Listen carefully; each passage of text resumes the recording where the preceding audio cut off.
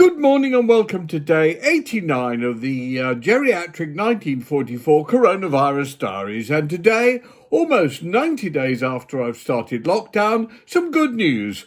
After my trial in 2018, or debacle, as Her Honour Judge Taylor called it, where I was, as you know, acquitted on all charges and declared not guilty by the jury, had the rest of the future trials thrown out and banned.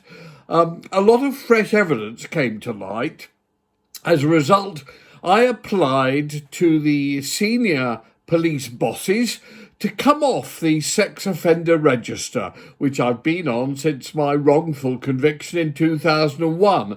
I am, of course, appealing that conviction. The CCRC are currently examining all the evidence to see if that conviction can be overturned and I can be declared an innocent man once more.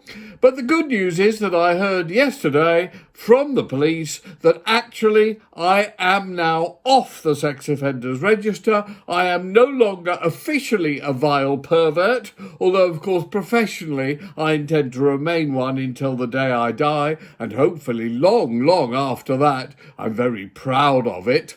And Vile Pervert the musical is still available to be seen online for free and is a great view, I can tell you. Anyway, I was rather pleased to hear that. That means, for example, I can now come in and out of the country without having to notify cops and all the rest of it. I can now work with young people. It was always very bizarre to me that I was refused to be allowed to work with young people. I could have sex with anyone over the age of 16, if they consented, of course, which they always would, but I couldn't actually work with them. I found that ludicrous. Why? It made no sense to me at all.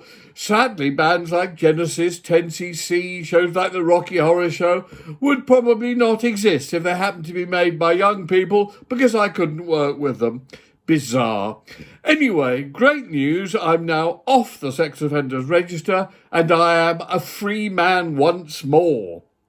Before I complete today's announcement, way back when I had my UK Records imprint, we picked up some really good American tracks. Sadly, none of them were big hits. I played you one a few days ago, Share Your Love by Hope Clark, which I thought was a wonderful track. Another one of ours became a very, very big Northern Soul hit. We had quite a few Northern Soul hits, actually. Those were in the clubs up north, and they got played even if they weren't on the radio or big commercial successes, but they got played and danced to. And in fact, they now exchange hands on eBay and other such places for very large sums of money. Anyway, one of the ones we picked up was by another king, Clyde King. Clyde King used to be a really well-known backing singer. She sang with some really well-known names, and she was a great singer, actually. And we picked up one of her releases, which I thought was really good. And it never turned into a hit, but I'd like to play it to you today. Clyde sadly passed away last year, but her legacy lingers on thanks to UK Records and UK American Records. So I leave you today because this struck me as something rather significant on the day I am no longer officially a vile pervert. Ladies and gentlemen, I bring you Clyde King, not Jonathan King, and Punish Me. See you tomorrow.